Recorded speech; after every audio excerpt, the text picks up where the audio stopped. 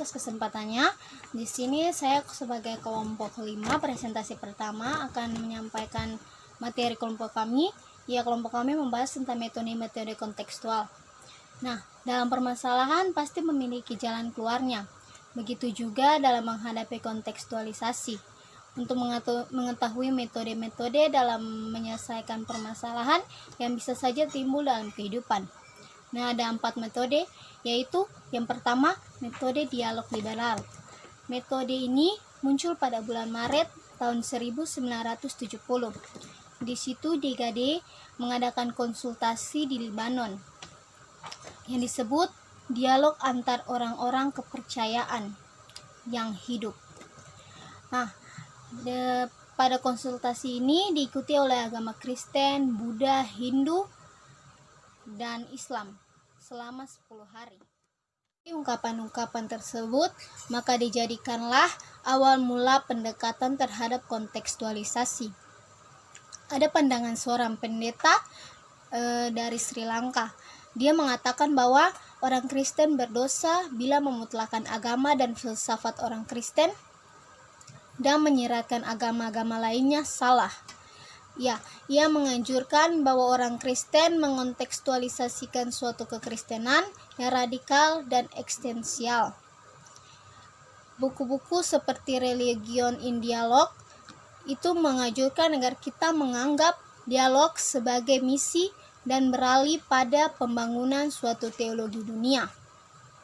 Metodenya adalah mencari kebenaran baru melalui dialog yang tidak bertikai. Hasilnya adalah Injil sinkretis yang konon memulai hubungan baru Allah dan umat manusia serta manusia dengan manusia lain. Adalah metode dialektis neoliberal atau menemukan kebenaran. Nah, di sini kami mengambil contoh metode kontekstualisasi mengenai pembebasan Gutierrez. Kita mengambil contoh tentang pembebasan Gutierrez karena ia tidak mulai dengan Alkitab atau bahkan dengan tradisi, tetapi dengan tanggapan peka terhadap penderitaan manusia. Tujuannya adalah perbaikan dunia dan bukan kelahiran baru manusia. Nah, metodenya adalah menemukan kebenaran. Dengan ikut serta dalam perjuangan tersebut, ia menghadap agenda dunia secara kenabian yang bijak. Hasilnya hermeneutika Injil yang politis, yang menyuarakan manusia untuk menjadikan dunia ini tempat yang lebih baik, yang dianggap sama dengan mendirikan kerajaan Allah. Yang ketiga adalah metode dialektis neo-ortodoks atau menemukan kebenaran. Nah, pandangan neo-ortodoks dekat dengan pandangan neoliberal dalam metodenya, namun berbeda.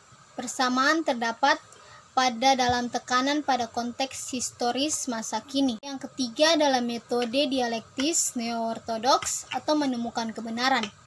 Nah, pandangan neo-ortodoks dekat dengan pandangan neoliberal dalam metodenya, namun berbeda. Persamaan terdapat pada dalam tekanan pada konteks historis masa kini, yakni konteks dalam mana kita hidup dan berteologi. Jika ada persamaannya, pasti ada perbedaannya juga. Perbedaannya yaitu lebih percaya pada jiwa si pelaku teologi, sedangkan yang disebut belakangan lebih percaya pada roh Allah yang menerangi teologi. Nah, pada teologi kerbau Koyama, itu di diskusinya tentang permulaan iman, memberikan contoh bahwa Koyama membahas iman perempuan, bukan Yahudi yang datang kepada Yesus karena keprihatinan akan anak perempuan yang dirasuk setan. Nah, Koyama ini mengatakan bahwa kasih ibu kepada anaknya sesuatu yang diakui sah dan relevan oleh umum, seperti eros atau kasih yang alami. Itu diubah dan dikuduskan sehingga menghasilkan suatu pengakuan iman yang mendalam di hadapan anak Daud. Nah, kesimpulannya bahwa permulaan iman harus mengandung batas keagamaan, budaya, dan politik. Ia berkata, minat saya dalam permulaan iman ini tidak muncul dari diri saya sendiri, tetapi dipaksakan oleh sesama saya, orang Thai. Nah, hal ini penting teman-teman, karena gagasan bahwa iman harus muncul dari sesuatu yang umum diakui sah dan relevan, tidak muncul dari penafsiran ayat Alkitab. Konteksnya adalah kehidupan dalam berbagai kebudayaan. Metodenya adalah menemukan kebenaran dalam ketegangan dialektis antara kehidupan dan Alkitab yang diterangi oleh Roh Kudus. Hasil yang diharapkan adalah bahwa firman Allah akan muncul dalam Alkitab. Yang terakhir adalah metode didaktis ortodoks atau mengajarkan kebenaran. Nah, pandangan tokoh-tokoh kontekstualisasi muncul dari komitmen kepada Alkitab yang membawa penuh dan minat untuk menginjili dan sesuai dengan amanat agung Kristus. Nah, di situ mereka berpendapat bahwa kita perlu memahami dan menyesuaikan diri dengan pandangan dunia para pendengar kita. Nah, pada pemberitaan Injil ini, ia menjelaskan bahwa para penginjil dalam Perjanjian Baru tidak hanya memberitakannya sebagai kebenaran, namun mereka juga memberikan apologia atau pembelaan ketika Injil itu ditantang. Nah, teman-teman, kita ingat bahwa Nichols menyerukan suatu teologi dogmatika yang kontekstual dan menunjukkan cara untuk mencapainya. Di sini dikatakan oleh Emil Brunner tahun 1978, di situ banyak orang yang berkeberatan dengan teologi dogmatika. Nah, ada beberapa alasan mengapa sampai orang-orang keberatan dengan teologi dogmatika. Alasan yang pertama yaitu ada orang yang menganjurkan iman yang sederhana kepada Kristus dan takut akan buku berat dan tebal. Yang kedua, ada orang merasa bahwa tindakannya yang dituntut Injil Alkitabiah, pertanyaan intelektual hanyalah pemborosan waktu saja. Yang ketiga, bagi banyak orang istilah dogma menyiratkan paksaan yang bertentangan dengan kebebasan iman. Dan yang keempat, diduga bahwa dogmatika ini menyebabkan perpecahan-perpecahan yang terjadi pada gereja selama berabad-abad.